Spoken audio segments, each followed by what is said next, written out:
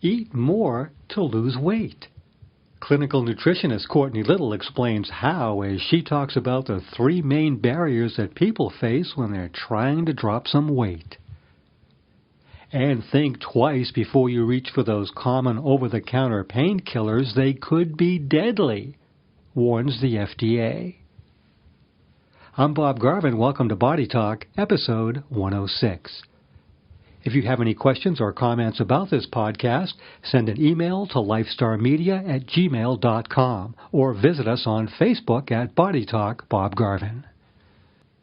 Stroke and heart attack risk increases for people who take prescription and over-the-counter painkillers or NSAIDs, warns the FDA. Some of these painkillers already carry a stroke and heart attack warning, but now there is even more evidence that drugs like ibuprofen and naproxone can cause harm. The FDA says that they increase the risk of heart failure, heart attack, and stroke, and that risk is greater when people use higher doses, and the risk continues to increase the longer the drugs are used. The FDA warning does not apply to aspirin. That health warning, it's being strengthened on prescription NSAIDs, but the FDA says it plans to change the warnings on the over-the-counter drugs in the near future. If you undereat, you could be overweight, says my special guest, clinical nutritionist Courtney Little. Courtney is the owner of Nutrition and Whole Health Solutions in Bedford, Massachusetts. Courtney, thanks for joining me again on Body Talk. Thank you. I understand today we're going to talk about 3 reasons why people have trouble losing weight. Yes, I'm so excited about this podcast today. These 3 reasons I see on a daily basis in conversations with friends, family, and then every day in the office. Myself and my team members, the other nutritionists at the office, also go through the same thing. So I thought it was really important to dedicate a full episode to these 3 barriers to weight loss that so many people overlook and don't realize how important they are. Okay, let's take it from the top. What's the first reason? So number 1 is hidden food allergies. There's a simple equation that I share with my clients. Proper digestion plus proper absorption equals a kick-butt metabolism. So many people today who feel like their metabolism is just quote-unquote not working, they usually have digestion and or absorption issues. So if there's any issues going on with digestion or absorption, it's going to affect your resting metabolic rate and your metabolism as a whole. And today our food supply is a lot different than how it used to be years ago. And the way that certain foods are produced are also different than how they were years ago, and it's affecting our digestion and our absorption. So many people have a hard time with weight loss because they're eating a food that does not jive well with them. You can eat a food that you're sensitive to on Tuesday, and it can cause a headache on Thursday, and you have no idea. Wow. When you talk allergies as well, does it ever give like allergy-like symptoms if somebody has something at dinner and their nose starts running? Oh my God, yes. It does. So if someone is sensitive or allergic to nuts, they'll have almond milk or they'll eat a handful of cashews and they'll start sneezing. Oh, it's allergies. Maybe it's not allergies to the outside environment, but what they're eating. And this can be really tricky because if you have a dairy allergy, if you're lactose intolerant, you can eat dairy and immediately have symptoms like, okay, my body does not like dairy. It's very apparent. But if you have a sensitivity to dairy, you could have eczema, you could have issues losing weight, you could be bloated, you can have digestive issues, and be perfectly quote unquote fine eating dairy every day or having cream in your coffee, but your body and your mind is not making that connection until you get it out for at least 2 weeks. So if you eliminate a possible food allergen or sensitivity for 2 weeks, it will become very clear once you add it back in that your body does not like it. I just had a client, I was so psyched for her. She has been trying to lose weight for 2 years and literally nothing. She's done colonics, she's done every diet, she's done juicing, she works her butt off, she exercises so efficiently, 5 to 6 days a week. She eats good. But when I did a testing in our office called nutrition response testing, her body let us know that she's not a fan of dairy. And she was shocked. She has dairy every day and she's quote unquote fine. She's dropped 10 pounds in just under 3 weeks. Wow. 10 pounds. The major change that she made, because she was eating pretty well and exercising really well every week, was she cut out dairy. She dropped 10 pounds for 2 years, this poor woman. She was in tears when I first met her. She's like, I have done everything. Nothing has worked. This is kind of my last resort. And there's always a solution. You just need to find it, and you need to look at the person and your own health on all levels. Sometimes it's not that simple. It's not just dairy. There could be other different factors. With her, it was pretty simple, which is great. And she continues to lose weight. So hidden food allergies is number one. You really want to make sure that the food that you're eating, you're able to properly digest and absorb, because if you're having any issues with those two processes, your body's going to produce inflammation. And we've talked a lot about inflammation on Body Talk. Inflammation signals your immune system to go on overdrive. And where is 80% of your immune system? In your stomach. And your metabolism takes the back seat. It's just not the priority. So for her, she has had food allergy testing. She's had the blood work and everything done. Dairy did not show up. But every time she was eating and or drinking dairy, her body was producing an inflammatory response. That was signaling her immune system to go in overdrive because there was a threat, and her metabolism was just not the priority. It was working, but it was working on the back burner instead of the front burner. The top major foods that people are sensitive or intolerant and or allergic today are gluten, dairy, sugar, soy, corn, and nuts. Those are the top allergens today where people have hidden food sensitivities that are affecting their metabolism and their weight loss goals. So that's number one. Number two is being obsessed with the number on the scale. Oh, that's very common. Unbelievably so, with men and women. We have like 4 scales at the gym at least. Right? Yeah. Let's see if this one works today. Wait, let me do a couple jumping jacks and then step on scale too. Yeah, your favorite scale, right? Exactly. So, I'm going to turn this over to you, Bob. You have been in the fitness industry and the wellness industry for 20, 30 plus years. What have you seen working with your clients every day and their obsession with that number on the scale? To me, it's always been really the combination of the diet and the exercise. I think that you need both parts of it. And I always tell people, I think that the diet is actually, I'll put like 52 or 53% of the equation, because it can torpedo a good fitness program. Yes. You really need to get the diet in order. Definitely. And I feel like people measure their success of if they're healthy or not, or are they being successful or not in their, health endeavors, depending upon what that number on the scale says. So much so that they'll be feeling great, they'll be off their medications, they'll have no more headaches, their energy is back, they're sleeping better, they're not bloated anymore. But if they didn't lose 2 pounds that week, everything stinks. And what do you tell people? The weight will fluctuate. In the morning, they'll weigh something, and then they gain 4 pounds, or they lost 4 pounds. Is that a real weight loss, weight gain? No. No. Your true weight is first thing in the morning, a la nude, first thing in the morning. That is your true weight. You can weigh 3 to 5 pounds heavier in the evening.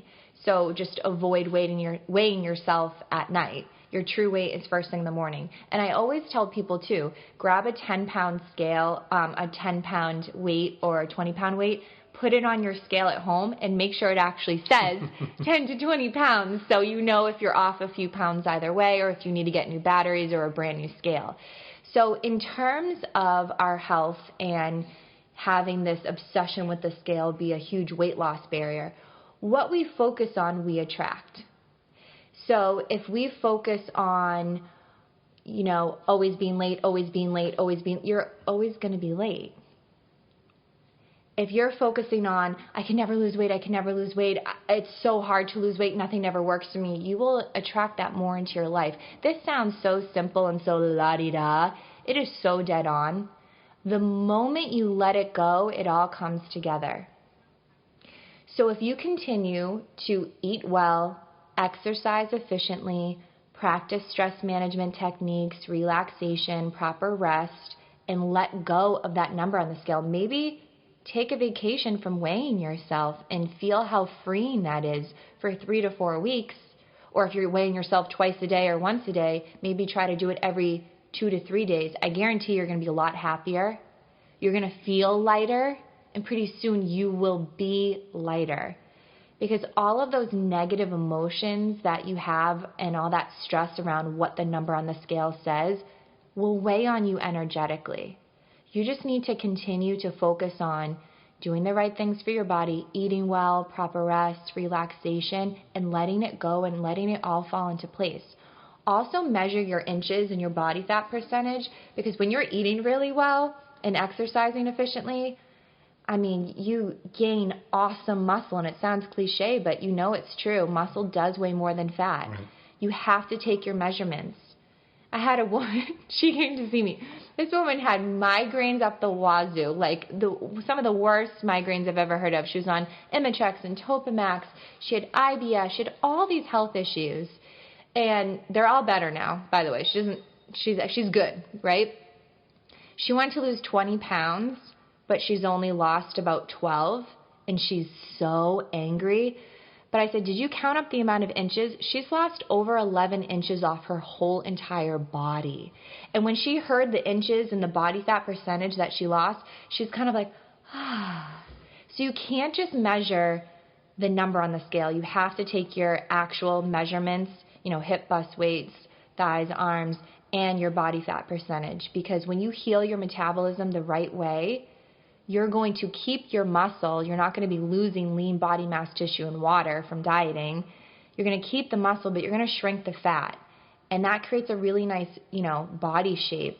But the number on the scale might be 5 pounds heavier than you want, but that's muscle. You got to let that go. Everything is in your mind. I know what you're saying about that. I've had that happen so many times to me with clients that I train when they're frustrated because they say they're not losing any weight, but then when I question them further, they say, oh yeah, but my belt I have to tighten the belt and my pants are definitely, they don't really put it together. So it's nice to say that, to get off the scale, stop obsessing. Yeah, and to really focus in and harp on your non-scale wins.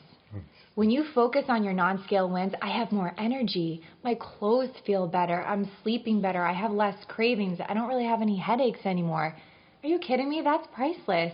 So you're 5 pounds away from where you want. I mean, but what do you want more, right? That 5 pounds could be all muscle, but yet another thing that happens with this is someone could be doing really well, improving, feeling awesome, and they get on the scale and they're like, I totally think I lost weight this week. They weigh themselves and they didn't. Right. And they go on a tailspin and they go down the rabbit hole and they start eating all the junk, like nothing's working. But if they waited another week, they could have lost the weight. So our weight today is not dependent upon the past 7 days. Our weight this morning is based on the past several weeks and several months and several years. Number 3? Number 3 is my favorite and a humongous issue and barrier to why people are not losing weight. This is so important. I hope you all are really listening loud and clear. Number 3 is not eating enough calories every day. Now that just doesn't make any sense. It's totally counterintuitive. We think eat less, exercise more, and we'll lose weight. Right. That's old school. It's not working for you. If you keep doing something that you've been repeatedly doing, expecting to get a different result, you're going to drive yourself insane. So you need to switch it up. If you've been eating 900, 1,000, 1,200 calories every day and you're still not losing weight, you have affected your metabolism in such a way where you've slowed it down that your resting metabolic rate is now at a lower rate, that you're not losing. Your metabolism is in a coma or it's sleeping. So in the context of dieting and weight loss, if you restrict your food intake too drastically, your body will decrease its metabolic rate, which means it's going to burn fewer calories. So if your body is burning fewer calories, then it's going to be difficult for you to lose weight. But the problem is even bigger than that. So if you're not providing your body with the energy that it needs to fuel your daily activities, it's going to have to source that energy from somewhere else. And we would think that it would just take it from the fat stores, but it doesn't. It takes it from your muscle, your lean muscle mass. Oh, that's so sad. That is so sad, right? Because think of all these people that are exercising efficiently, they're kicking their butt at the gym, and they're like, why am I not losing weight, or why am I gaining weight? Maybe I'll do another exercise class. Maybe I'll increase my cardio. That is the last thing you want to do. So your body will begin to break down your lean body mass, and it will be converted to glucose and burned for energy, not fat. So this means that you're holding on to less muscle. Your metabolism is going to slow down even more. What is this? How much can it slow down? Like we're talking about like the rate of a turtle here or something? I mean, think about how many people in the United States today are suffering from being overweight and or obese. There are some amazing macronutrient calculators that are for free on the internet. So you can just Google macro calculator, okay? And to figure out how many calories you need per day. I just have a client, she would not be, I need to see how much someone is eating per day. And so she emailed me while I was away. I was away recently and was like, I've been coming in there, everything's going great, but I'm just not losing weight. And I said, well, I just don't see your food journals. I need to see your food journal. So she finally filled out a food journal and tracked her calories, and she was averaging 900 to 1,000 calories per day. And she's tall. She's 5'8". It's like a prison diet. But she's eating really good food. Like, when I looked at her food, I'm like, wow, you're eating great. She's just not eating enough.